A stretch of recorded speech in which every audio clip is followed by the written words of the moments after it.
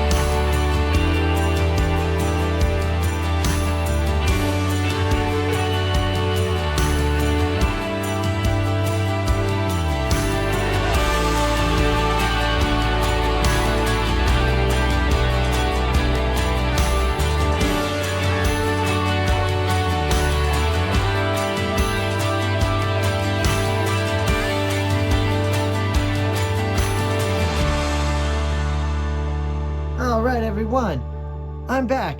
I just wanted to torch right at the end there, just to see if maybe while I come in to discuss this a little, anything can be generated there. And I'm kind of like thinking in my head, oh, do I want to embellish this at all? Because I kind of wanted to blow this out a little. It just wasn't moving. And I didn't want to add any extra paint to this, because I really did like these colors. And this is crazy how we got these nice colors down here. Breaking this up, we got a little bit of colors in here. A lot of pink. I like it. This is very nice. Very easy to do. I'm just on the fence if I should embellish. I just want to drag my fingers through this so bad. But I think I'm going to keep this design as it is. It's kind of really nice. I guess, you know what? Let me torch just one more time. Whew. I have not done this in so long. I really think these are so beautiful. If you don't mind, I'm just going to torch really fast. Here we go. Whew. And then I think we're going to call it a night, guys. And you know what? That's going to end this last month. We were doing, you know, the metallics in here. Doing a lot of metallics in October, okay? So I know this is actually November right now. But,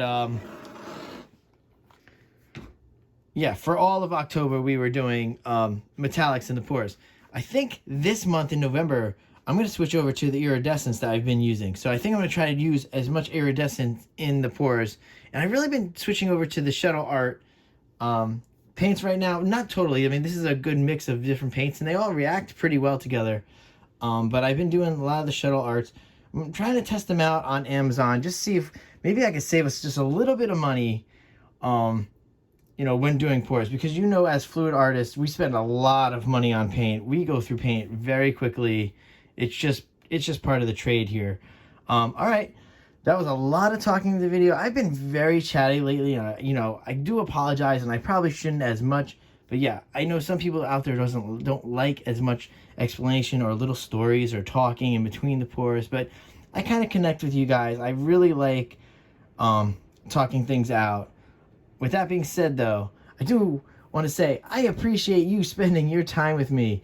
And with that being said, I guess let's get ready for another week of great voting in November. I might throw up a master list this time. Again, I kind of got off tracks with the last master list, so maybe let's skip that. But maybe let's go through some color palettes early on. All right, with that being said, guys, I will see you later. Bye.